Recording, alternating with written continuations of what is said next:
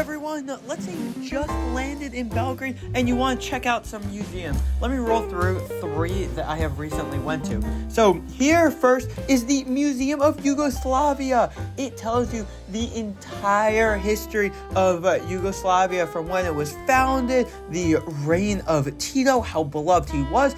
It shows you all these pamphlets, flyers that were from the actual times, the currency that was there, gifts that were given to Tito, and it's actually where Tito was buried too. It gives you such great historical context, and it shows you why the Balkans are fragmented today as they are. This is Tito's grave that you see on the screen here. Now, let's get into the National Museum of Serbia. So this museum is really cool because it shows you all of human history from literal the Stone Age. You see tools like these little rocks that they carve so they can become, like hard things for you can cut things. Like you just see them on the screen. It tells you from the Stone Age all the way up to today. And it's cool. It takes you almost like on a timeline going through the 2nd century, the 10th century, up until the 21st century.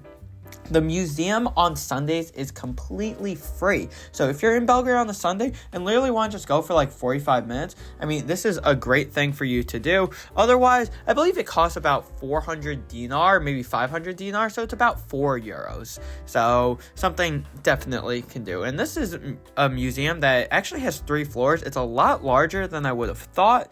It actually can take about an hour and a half for you to walk through the entirety of it. You see cool sculptures. I believe these ones were from the Byzantine Empire. I could be wrong. There were many different empires that had control over present-day Serbia, the Ottomans at one point, and now we are getting into some of the artwork. The 3rd floor completely filled with artwork throughout the history, and it is really, really nice. There are some art-specific museums in Belgrade, but the National Museum has a great collection, and there are some top-tier famous artists that are here. I can't remember them off the top of my head. I know they have a Picasso painting. I know they have some of those famous Dutch paintings like De Goy or something, whatever his name is. Please comment it down below. I am not so skilled when it comes to art, even though I've taken an art history class. Ooh, that's bad. Sorry, Vassar College. I don't remember much from the class. Okay, here is the tour of Kalemegdan. I got a behind-the-scenes tour of what is beneath Kalemegdan, the fortress that's in Belgrade. With this tour, it is one that you can only get to the parts that you see on the screen if you are with the tour. I believe the cost of it was around €20 to be able to do this tour. It took you through all of the tunnels that are beneath, also giving you a little history lesson as well. When you're in Kalemegdan, it's pretty cool because you see the different stones that were used. And you can see very clearly, this part of the fortress was built when the Byzantines had control. This one was built with the Turks.